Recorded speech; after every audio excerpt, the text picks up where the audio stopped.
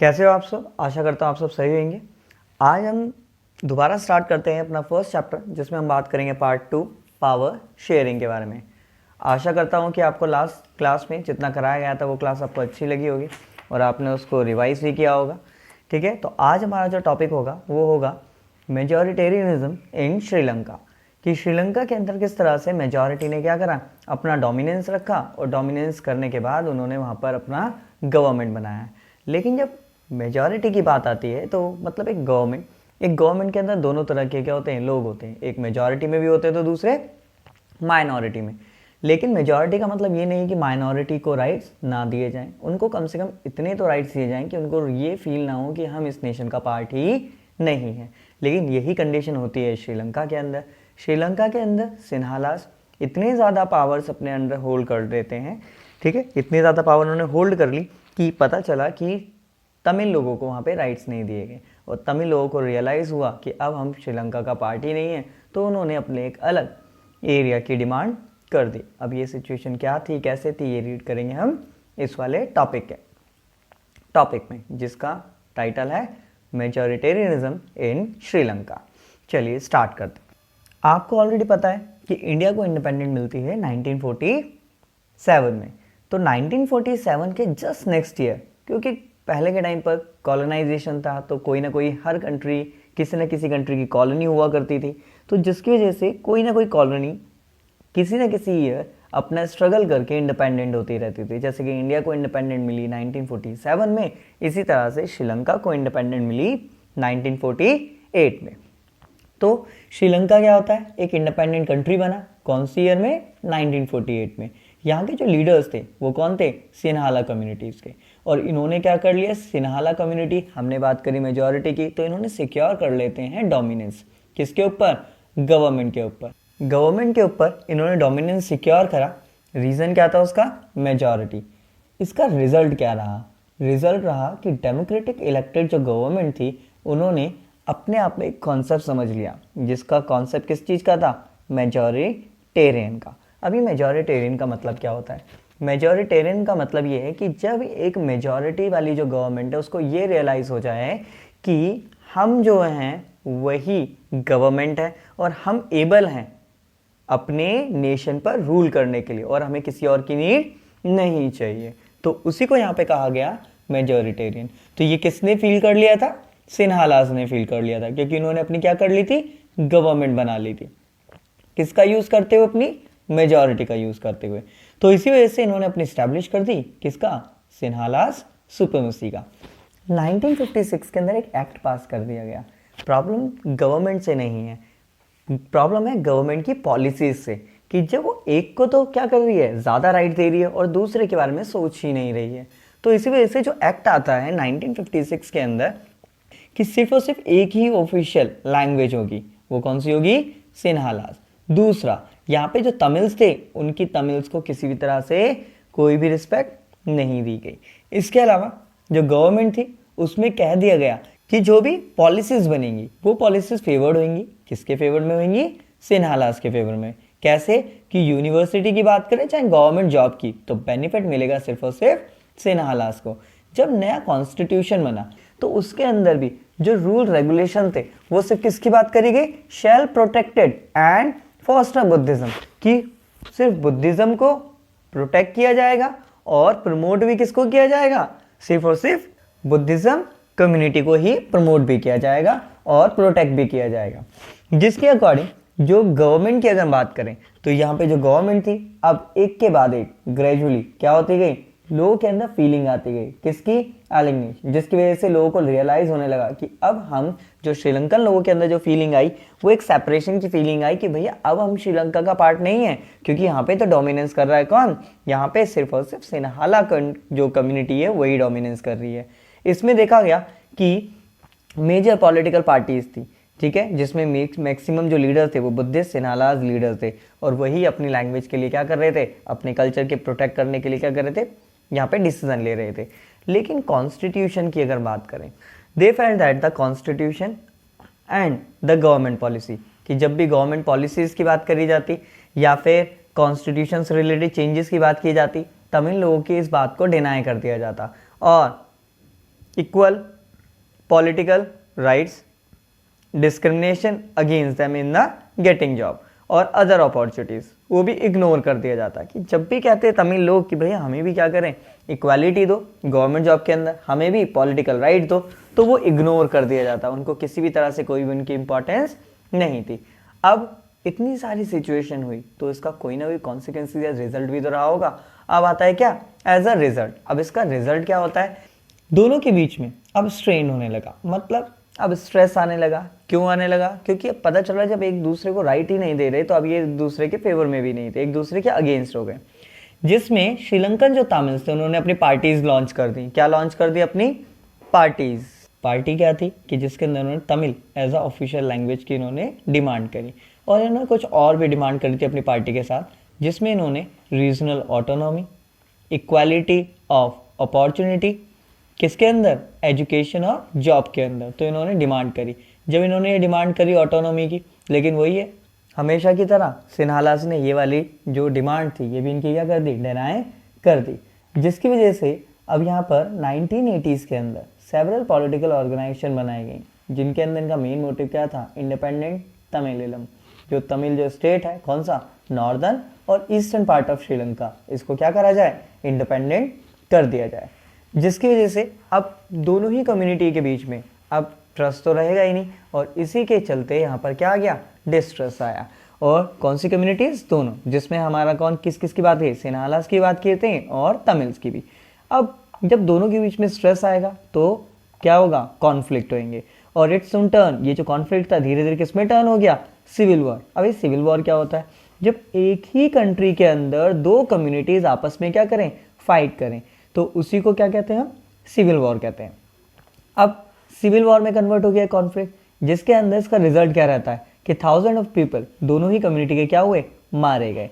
कई सारी फैमिलीज को अपना जो force to leave the country, उनको अपनी कंट्री को छोड़ना पड़ा। और कैसे, एज अ रिफ्यूजी। रिफ्यूजी मतलब एक ऐसा पर्सन जो किसी और कंट्री का हो और जो नई कंट्री में जा रहा है, उस कंट्री के लिए वो क्या होगा, रिफ्यूजी मतलब शरणार्थी इसको कहते हैं। जिसके चलते आपने चैप्टर नंबर 1 की इकोनॉमिक्स की टेक्स्ट बुक में पढ़ा भी होगा कि किस तरह से कंडीशंस होती हैं। लेकिन श्रीलंका की अगर बात करें तो यहाँ पे एक रिकॉर्ड देखने मिलता है, वो इकोनॉमिकली डेवलपमेंट देखने को मिलता था उनका, एजुकेशन और हेल्थ वाइज भी वो डेवलप्ड थे। लेकिन सिविल वॉर जो किसमें, लेकिन सिविल वॉर जिसकी वजह से चलते हुए वहाँ पर सोशल, कल्चरल और इकोनॉमिक लाइफ में क्या हुए, चेंजेस आए, और जो इनकी कंडीशन श्रीलंका की पहले थी वो वैसी नहीं रही। तो चलिए देखते हैं अभी तक हमने क्या रीड करा है।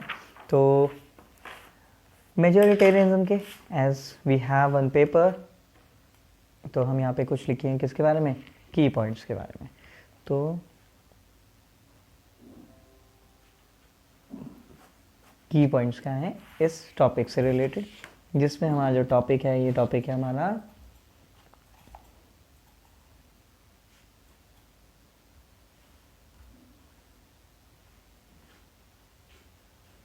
तो हम बात करेंगे मेजोरिटेरियनिज्म इन श्रीलंका। तो मेजोरिटेरियनिज्म इन श्रीलंका के अंदर हमने पढ़ा क्या, तो नंबर वन पॉइंट पढ़ा हमने, देखा कि गॉट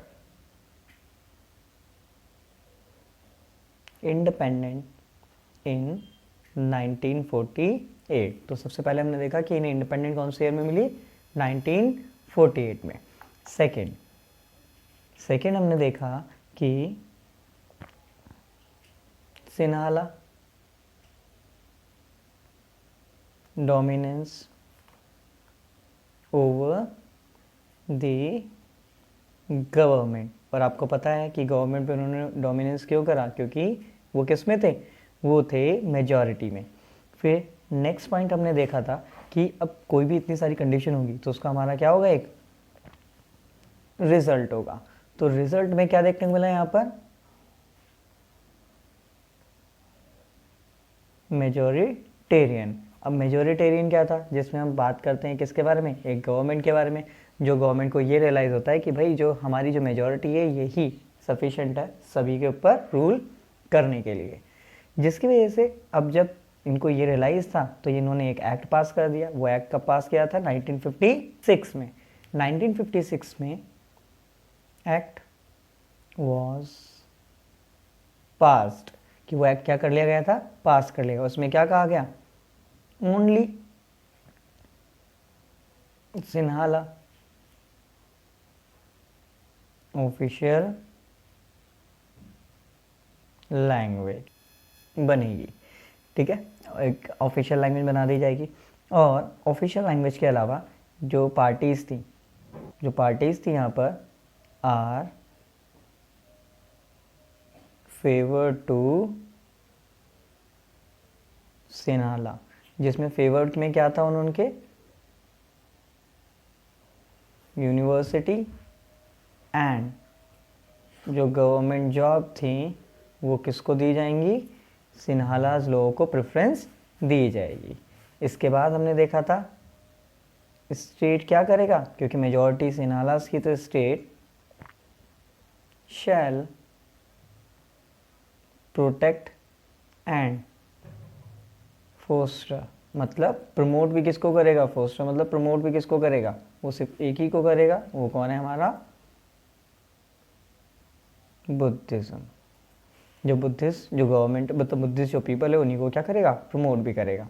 फिर नेक्स्ट हमने इसमें देखा था feelings of among Sri Lankan Tamils. तो श्रीलंकन तमिल्स के बीच में अब ये एक फीलिंग आ गई कि वो इनको अपना पार्ट नहीं मान रहे, तो ये भी अब अपने को श्रीलंका का पार्ट नहीं मानते, जिसके चलते अब कॉन्स्टिट्यूशन एंड गवर्नमेंट के बारे में पढ़ा था हमने, जिसमें उनकी जो पॉलिसीज थी, ठीक है, ये क्या कर दिया गया था, तमिल्स लोगों को लेकर डिनाइड इक्वल राइट्स, कि जो उनके इक्वल राइट्स थे उनको लेकर डिनाई कर दिया गया। अब जब डिनाई कर देंगे तो भैया इसका कोई रिजल्ट भी रहा होगा, तो अब इसका जिसमें हमें पता चलता है रिजल्ट के बारे में, तो जिसके रिजल्ट को लेकर यहाँ पे सबसे पहली बात देखने को मिली, क्या आया दोनों के बीच में, स्ट्रेन बिटवीन कम्युनिटीज़, की दोनों कम्युनिटीज़ के बीच में स्ट्रेन आया। और जो यहाँ पे कौन थे, श्रीलंकन तमिल्स, तो जो श्रीलंकन तमिल्स थे उन्होंने क्या कर दिया, अपनी लॉन्च पार्टीज। और किसके लिए करी थी लॉन्च पार्टी, स्ट्रगल्स के लिए, कि यहाँ पे इन्होंने अपनी पार्टीज लॉन्च की, स्ट्रगल लॉन्च कर दिया। स्ट्रगल के अंदर इन्होंने कुछ चीज़ें बताई। नंबर 1, सबसे पहला ऑफिशियल लैंग्वेज की बात की गई, कि भाई ऑफिशियल लैंग्वेज में क्या हो, इनकी लैंग्वेज को भी प्रेफरेंस दी जाए। दूसरा इन्होंने क्या कहा,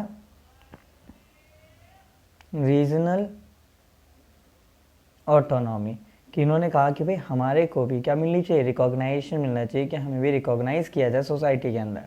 फिर तीसरा इक्वल अपॉर्चुनिटी के लिए इन्होंने क्या करी, डिमांड की, कि हमें भी क्या होनी चाहिए, इक्वल अपॉर्चुनिटी मिलनी चाहिए। लेकिन एज यूजुअल दे व डिनाइड, लेकिन उन्होंने क्या कर दिया, जैसा पहले से करते आ रहे थे, इस बार भी इन्होंने डिनाई कर दिया। अब जब डिनाई कर दिया तो हमने कुछ और चीज़ें भी देखी थी, ठीक है, जिसमें इन्होंने 1980s, ठीक है, जो हमने यहाँ रीड किया था 1980s, कि जिसके अंदर हमने देखा कि यहाँ पर जो 1980s की अगर हम बात करें तो 1980s में फॉर्म पॉलिटिकल ऑर्गेनाइजेशन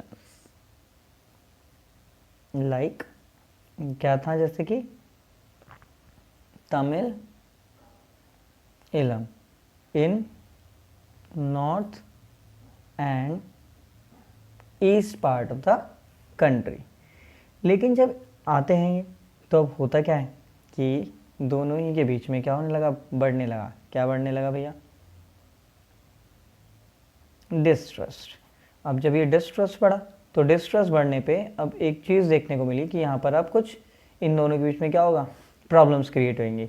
जैसे नंबर वन क्या हुआ यहाँ पर, सिविल वॉर देखने को मिला। और आपको पता है पहले कॉन्फ्लिक्ट से टर्न इनटू सिविल वॉर हो गया। फिर नंबर टू यहाँ पे क्या था, जो कम्युनिटीज़ थी, कम्युनिटीज़ हैव बीन किल्ड, कि कम्युनिटीज़ क्या करी जाने लगी, मारी जाने लगी। दोनों की तरफ से थाउजेंड्स लोग, बहुत सारे लोगों को क्या हुई, डेथ भी हुई। फिर तीसरा, force to leave the country. तो जो मेजॉरिटी थी वो माइनॉरिटी को फोर्स करने लगी, किसके लिए, कि भैया आप कंट्री क्या करो, छोड़ो, आप यहाँ पे मत रहो। अब जो कम्युनिटीज़ को क्या कर दिया गया, कह दिया गया कि भाई तुम लीव करो, तो जिसकी वजह से अब बहुत सारे लोगों ने क्या कर दिया, लॉस्ट देयर लाइवलीहुड, कि बहुत सारे लोगों की क्या होगी, जो रोजगार था वो छिन गया। तो ये हमने कहाँ की बात करी, श्रीलंका की। श्रीलंका ने तो इस तरह का मॉडल यूज़ किया और यहाँ पर इस तरह की बेसिक सी प्रॉब्लम देखने को मिली, ठीक है। लेकिन अब जो नेक्स्ट आता है वो थोड़ा सा अपना दिमाग का यूज़ करता है। अब वो कौन है भैया, वो है हमारा बेल्जियम। तो बेल्जियम के अंदर क्या हुआ, यहाँ पे मेजोरिटेरियनिज्म नहीं था, यहाँ पे क्या हुआ, एकोमोडेशन। एकोमोडेशन मतलब इन्होंने अपने आप को एकोमोडेट कर लिया अकॉर्डिंग टू सिचुएशन, क्योंकि यहाँ पे कॉन्फ्लिक्ट्स नहीं चाहते थे। कॉन्फ्लिक्ट्स का रिजल्ट हमेशा क्या होगा, नेगेटिव होगा, लॉस होगा, इनको भी लॉस होगा तो सामने वाले को भी। तो इस वजह से इन्होंने क्या करे, यहाँ पर अकोमोडेट कर लिया। अकोमोडेट क्या करता है ये देखते हैं कि बेल्जियम जो लीडर्स थे इन्होंने एक डिफरेंट पाथ यूज़ किया, जिसके अंदर इन्होंने रिकॉग्नाइज करा कि डिफरेंसेस जो थे किसके अंदर, रीजनल एंड कल्चरल डाइवर्सिटी के अंदर। इन्होंने 1970 से लेकर 1993 के अंदर अमेंड किए। अमेंड जब करे तो कॉन्स्टिट्यूशन में अमेंड यहाँ पे देखने को मिलते हैं, जिसकी वजह से इन्होंने कहा कि कितने अमेंड थे, 4 टाइम्स करा था। कितने टाइम्स करा था, 4 टाइम्स, जो कि अभी हम देखेंगे भी। इसके अलावा इन्होंने कहा कि यहाँ पर जो कंट्री है, कंट्री के अंदर सभी एक साथ रहते हैं, तो सभी के पास राइट्स भी क्या होने चाहिए, एक जैसे होने चाहिए। तो they arrange and they work out the different from any other countries. तो इन्होंने दूसरी कंट्रीज से क्या करा, एक अलग पाथ का यूज़ करा, जैसे हम ऑलरेडी फर्स्ट लाइन में देख ही चुके हैं। इन्होंने क्या करा, some of elements and the Belgium models. इनके क्या एलिमेंट्स थे, क्योंकि हमने इसमें 4 टाइम क्या देखा था, इसमें अमेंड देखे थे, तो वही 4 टाइम अमेंड्स हम इसमें पढ़ेंगे। तो पहला इन्होंने देखा कि कॉन्स्टिट्यूशन था वो प्रेस्क्राइब करता है number of Dutch and French speaking ministers क्या होंगे, इक्वल होंगे। कहाँ पर, सेंट्रल गवर्नमेंट के अंदर, सेंट्रल गवर्नमेंट के अंदर। और सेंट्रल गवर्नमेंट के अंदर सम स्पेशल लॉ रिक्वायर्ड थे, जिसकी वजह से majority of a member from each linguistic group, ठीक है। और no single community can make decision unitarily. तो कहा गया है कि यहाँ पर कुछ और स्पेशल राइट दिए गए कि कोई भी एक सिंगल कम्युनिटी यहाँ पर अकेली रूल नहीं बना सकती, कि जब भी रूल बनाने होंगे तो दोनों को एक दूसरे की एडवाइस और परमिशन चाहिए होगी। नंबर टू पॉइंट क्या था हमारा, नंबर 2 में देखा गया कि many power of the central government have been given to state government, कि स्टेट गवर्नमेंट को कई सारी पावर भी दी गई थी। जैसे the state government are not subordinate to the central government, की स्टेट गवर्नमेंट सेंट्रल गवर्नमेंट के अंडर में काम नहीं करेगी। सेंट्रल गवर्नमेंट की अपनी पावर होगी तो स्टेट गवर्नमेंट की अपने कुछ डिसीजंस हो सकते हैं।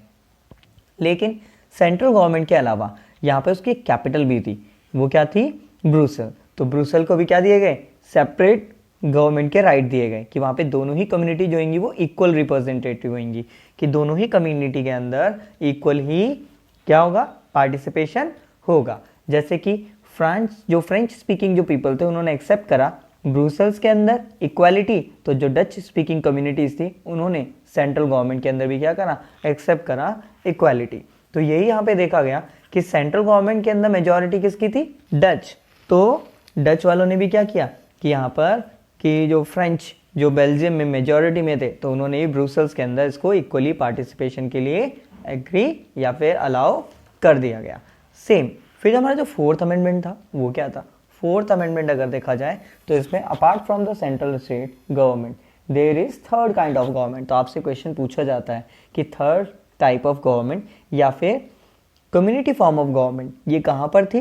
तो आप देखोगे दिस कम्युनिटी गवर्नमेंट, ये जो कम्युनिटी गवर्नमेंट थी ये क्या करी जाती थी, ये लोगों के थ्रू जो कि वन लैंग्वेज कम्युनिटी हुआ करती थी, जो एक पर्टिकुलर लैंग्वेज से बिलोंग करेंगे उन्हीं से रिलेटेड जो गवर्नमेंट बनेगी उसको कहा जाता है कम्युनिटी गवर्नमेंट।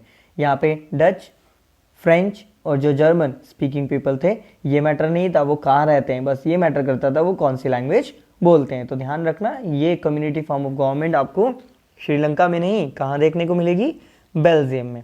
इसके अलावा this government has the power regarding cultural, educational and language related issues. तो इस गवर्नमेंट के पास डिसीजन होते थे या फिर राइट हुआ करते थे कि ये अपने खुद के डिसीजन ले सकते लेकिन कुछ सेवरल फील्ड्स के अंदर, जैसे कि कल्चर, एजुकेशन और लैंग्वेज रिलेटेड इश्यूज। लेकिन बेल्जियन मॉडल बड़ा कॉम्प्लिकेटेड था क्योंकि इन्होंने बाकी कंट्रीज़ की तरह फॉलो नहीं करा, इन्होंने एक डिफरेंट पाथ चूज़ किया, जिसकी वजह से इस कॉम्प्लिकेशन की वजह से ही यहाँ पर जो अरेंजमेंट्स थी वो बहुत लंबे टाइम तक यहाँ पे क्या हुई, गवर्नमेंट अच्छे से चल पाई। और इन्होंने क्या करा, रिड्यूस मतलब अवॉइड करा, क्या था, सिविक स्ट्रिप, जिसकी वजह से आपने देखा था वहाँ पे तो सिविल वॉर हो गया था, लेकिन यहाँ पर ऐसा कोई कंडीशन नहीं हुई। दो मेजर कम्युनिटीज़ देखने को मिली जिसमें इनका डिवीज़न तो था लेकिन फिर भी इन्होंने जितना ज़्यादा एक दूसरे को कनेक्ट कर पाए वो रखा। और इसी के चलते हुए ठीक है when many countries of Europe ठीक है केम टुगेदर, जब ये कई सारी कंट्रीज़ एक साथ मिली तो जो यूरोपियन यूनियन जो कि ग्लोबली एक बहुत बड़ी क्या है ऑर्गेनाइजेशन है जो कि यूरोप के कंट्रीज़ के लोगों की है, तो उन्होंने ब्रुसेल्स को क्या कर दिया, अपना हेडक्वार्टर चूज़ किया। तो आपको ये देखने को मिल रहा होगा 1 मार्क्स में आए कि यूरोपियन यूनियन का हेडक्वार्टर कहाँ है, तो आप बताओगे कहाँ पर है, ब्रुसेल्स में। ठीक है, नेक्स्ट इसके अंदर आता है कि अब जब इतनी सारी सिचुएशन हुई तो वो था डेमोक्रेटिकली, जिसमें आप देखोगे तो दोनों ही क्या था, यहाँ पे जो डेमोक्रेसीज थे वो थे लेकिन फिर भी यहाँ पे दोनों के जो डील करने का जो तरीका था वो थोड़ा अलग था कि पावर शेयरिंग डिफरेंटली देखने को मिली दोनों ही कंट्रीज़ के अंदर। बेल्जियम के अंदर जो लीडर्स थे उनको रियलाइज़ हो गया था कि भाई हमें क्या करना है, यहाँ पर किसी भी तरह से कोई भी कॉन्फ्लिक्ट नहीं चाहिए। लेकिन वहीं पर अगर हम बात करें श्रीलंका की, तो श्रीलंका क्या कर रही थी, अपनी मेजॉरिटी को शो कर रही थी, और मेजॉरिटी जो कम्युनिटी थी wants to force it dominance over other and refuse to share power. तो उन्होंने कहा कि हम तो अपनी मेजॉरिटी का यूज़ करेंगे और मेजॉरिटी का यूज़ करते हुए हम दूसरों को अपनी पावर नहीं देंगे, और बाकियों के ऊपर उन्होंने अपने जो रूल्स थे, रेगुलेशंस थे, उसको इम्पोज करना चालू कर दिया। तो अब देखते हैं यहाँ पर एकोमोडेशन क्या हुआ। ठीक है, तो फिर हम दोबारा अपने उस की पॉइंट पेपर को लिया है। तो अब जो हमारा टॉपिक था जिसमें हमने पहले श्रीलंका के बारे में देखा, वहाँ पे तो मेजॉरिटी की बात की गई, लेकिन यहाँ पे क्या हुआ, एकोमोडेट किया गया। तो जो हमारी हेडिंग है वो है एकोमोडेशन इन बेल्जियम। तो ये जो बेल्जियम के अंदर जो एकोमोडेशन था ये क्या था, सबसे पहला पॉइंट जो इसका फर्स्ट पॉइंट था वो क्या था, टुक डिफरेंट पाथ, जिसकी वजह से इन्होंने सबसे पहले क्या करा, सबसे पहले एक अपना अलग डिफरेंट जो इनका पाथ था वो क्या करा, चूज करा। फिर सेकंड क्या था इनका, recognize the regional differences and cultural diversities, कि इन्होंने जो कल्चरल डाइवर्सिटीज़ थी उसके अलावा रीजनल डाइवर्सिटीज़ थी उसको भी क्या करा, इन्होंने रिकॉग्नाइज करा। श्रीलंका की तरह इन्होंने अवॉइड नहीं करा। फिर next, between 1970s and 1993 they amended. कितने टाइम पे इन्होंने कितने टाइम अमेंड किया था, इन्होंने किया था कितने, 4 टाइम्स। कितने टाइम्स किया था, 4 टाइम्स। अब जब इन्होंने 4 टाइम्स अमेंड किया तो वो 4 टाइम्स अमेंड क्या थे, तो यहीं पर हम पढ़ेंगे किसके बारे में, एलिमेंट्स ऑफ बेल्जियन मॉडल। तो यहाँ पे एक जो एलिमेंट्स थे किसके, बेल्जियम मॉडल के, वो क्या थे, जो कि हमने देखे थे, कितने थे, 4 थे। तो वो जो 4 थे, तो हमने देखा इसमें नंबर 1, जिसमें जो डच एंड फ्रेंच जो मिनिस्टर्स थे, तो वो क्या होंगे, shall be equal in central government, कि डच के और जो फ्रेंच जो मिनिस्टर्स हैं वो क्या होंगे, इक्वल होंगे। सेकंड हमने बात करी central and state have their on power. हमने देखा ना कि सबऑर्डिनेट नहीं करेगा कोई किसी के अकॉर्डिंग, ऐसा नहीं कि स्टेट को अंडर में काम करना पड़े किसके, सेंट्रल के, ऐसा नहीं होगा। थर्ड हमने देखा Brussels have separate government in which equal representation, कि जिसके अंदर क्या मिलेगा, इक्वल रिप्रेजेंटेशन मिलेगा। फिर हमने इसका 4th पॉइंट पढ़ा, तो 4th पॉइंट में क्या था कि दे हैव कम्युनिटी गवर्नमेंट। तो क्या थी इनके पास, इनकी एक कम्युनिटी गवर्नमेंट थी, इन विच, जिसमें ये क्या कर सकते थे,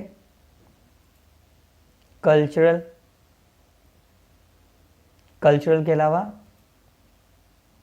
एजुकेशन के अलावा लैंग्वेज से रिलेटेड जो इश्यूज थे उन पर ये क्या करेंगे, डिसीजंस लेंगे। तो ये इससे रिलेटेड जो भी ये जो डिसीजंस होंगे वो ये लेंगे, मतलब कम्युनिटी फॉर्म ऑफ गवर्नमेंट। तो ये हमारा क्या था, एकोमोडेशन था बेल्जियम का, जो कि एक इजी भी था। ठीक है, फिर नेक्स्ट एक क्वेश्चन आता है, और ये क्वेश्चन आपसे रिपीटेडली पूछा जाता है, कि ये जो क्वेश्चन आपसे पूछा जाता है इसके बारे में देखते हैं। जो क्वेश्चन है वो है आपका, why power sharing is desirable. तो अब जो हमारा क्वेश्चन आता है वो आता है हमारा कौन सा, why power sharing is desirable. Power sharing desirable है किसकी वजह से, 2 डिफरेंट सेट्स की वजह से, जिसमें पहला पावर शेयरिंग गुड है, क्योंकि ये क्या कहता है, reduce the possibility of conflicts, जैसा कि हमने देखा। सोशल कॉन्फ्लिक्ट्स जो कि लीड करता है किस चीज़ को, वायलेंस एंड पॉलिटिकल इनस्टेबिलिटी को। और पावर शेयरिंग गुड है, इंश्योर करता है स्टेबिलिटी और पॉलिटिकल ऑर्डर। यहीं पर अगर मान लो इनस्टेबिलिटी होगी पॉलिटिक्स के अंदर, तो यहाँ पर अब प्रॉब्लम्स होंगी। कैसे प्रॉब्लम्स होंगी, कि यहाँ पे वायलेंस भी होगा और पॉलिटिकल इनस्टेबिलिटी भी होगी। लेकिन पावर शेयरिंग होगी तो ना तो वायलेंस होगा और वहाँ पे स्टेबिलिटी देखने को मिलेगी, और पॉलिटिकल ऑर्डर भी सीक्वेंसली फॉलो किया जा सकता है।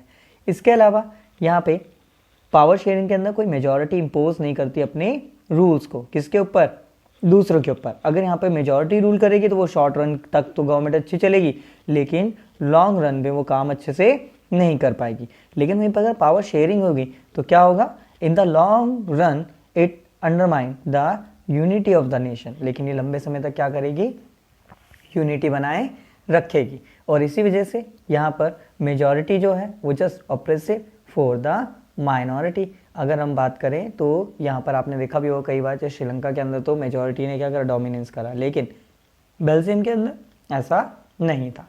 इसी वजह से सेकंड रीज़न क्या है, क्योंकि हमने पढ़े थे ना 2 सेट्स ऑफ, तो इसमें सेकंड रीज़न क्या है, सेकंड रीज़न देखना था पावर शेयरिंग गुड है डेमोक्रेसी के लिए। क्यों गुड है, क्योंकि a democratic rule involve share power with those affected by its exercise and who have to live with its effect. जो पावर शेयरिंग है, तो पावर शेयरिंग की वजह से कि किस तरह से यहाँ पे डिसीजन लिए गए, और डिसीजन लिए गए तो इसमें सभी के लिए, आपको पता होगा कि बेल्जियम की बात करें तो वहाँ पे 1% जर्मन भी थे, तो उनके लिए भी डिसाइड किया गया कि उनके क्या क्या रूल्स होने चाहिए, उनको भी पावर में इन्वॉल्व किया गया। इसी वजह से legitimate the government is one where the citizen through the participation acquire stake in the system. तो जिसकी वजह से इसका मेन मोटिव होता है कि वो क्या करे, कि हर कोई क्या करे, डेमोक्रेटिक गवर्नमेंट के अंदर पार्टिसिपेट कर पाए। लेकिन अब इन दोनों की बात करें तो सबसे पहला हमने रीज़न पढ़ा था जिसमें हमने देखा था ये बिकॉज अच्छी है क्योंकि रिड्यूस करता है पॉसिबिलिटी ऑफ कॉन्फ्लिक्ट्स। तो ये जो कॉन्सेप्ट था इस रीज़न को कहा जाता है first set of the reason prudential. तो प्रूडेंशियल का मतलब क्या होता है? प्रूडेंशियल बेसिकली ये कि जब हम किसी चीज़ के प्रॉफिट और लॉस को लेकर सोच के चलें, अगर हमें पता है कि इस चीज़ को करने से हमारा लॉस है या फिर हमारा प्रॉफिट है, जब हमारे माइंड में इस तरह की फीलिंग आए प्रॉफिट एंड लॉस की, तो उसको हम क्या कहते हैं? प्रूडेंशियल। लेकिन सेकंड क्या था? सेकंड गुड है। क्यों? क्योंकि हमें हर किसी को इन्वॉल्व करना चाहिए अपनी पावर शेयरिंग के अंदर, ताकि वो भी पार्टिसिपेट कर पाए और वो भी गवर्नमेंट के अंदर कुछ स्टेक, कुछ पार्ट, ठीक है, होल्ड कर पाए, उनको भी रियलाइज हो कि गवर्नमेंट हमसे है। तो पहला वाला जो पार्ट था उसमें हमने देखा ये प्रूडेंशियल था, और सेकंड वाला था हमारा मोरल वैल्यू। क्या था हमारा? Moral value. तो पावर शेयरिंग अगर देखा जाए तो बेटर आउटकम होता है जिसमें मोरल रीजंस भी देखने को मिलेंगे, और ये पावर शेयरिंग एक वैल्यूएबल भी होता है जिसकी वजह से हम अपनी गवर्नमेंट को लॉन्ग रन तक अच्छे से चला पाते हैं। तो फिर चलिए देखते हैं हमारे इसमें क्या क्या की पॉइंट्स बनते हैं। तो हमारा जो सेकंड था, सेकंड मतलब थर्ड जो हेडिंग थी वो होगी हमारी पावर शेयरिंग के बारे में, जिसमें हमारा क्वेश्चन आता है कि why power sharing is desirable. तो ये डिज़ायरेबल है क्योंकि सबसे पहला हमने इसके अंदर बात करी थी किसकी? टू डिफरेंट रीजंस की। तो उसमें नंबर 1 था हमारा जिसमें क्या करता है? Reduce the possibility of its prudential. तो ये हमारा कैसा था? एक प्रूडेंशियल था क्योंकि हम इसके अंदर क्या कर रहे थे? कंडीशंस देख रहे थे कि क्या सही है क्या गलत। लेकिन सेकंड हमारा मोरल वैल्यू का कॉन्सेप्ट क्या था? कि दिस गवर्नमेंट इन्वॉल्व्स एवरीवन, कि इस गवर्नमेंट में क्या किया जाता है? एवरीवन इन द नेशन, कि जो भी गवर्नमेंट के अंदर माना जाता है कि जो भी नेशन के अंदर होगा उन सबको क्या किया जाएगा? इसमें इन्वॉल्व किया जाएगा। और ये हमारा क्या था? It's moral model. तो अगर हम देखें तो ये क्या था? हमारा एक मोरल कॉन्सेप्ट था। तो इसी के बारे में हमें आज इतना समय पढ़ना था।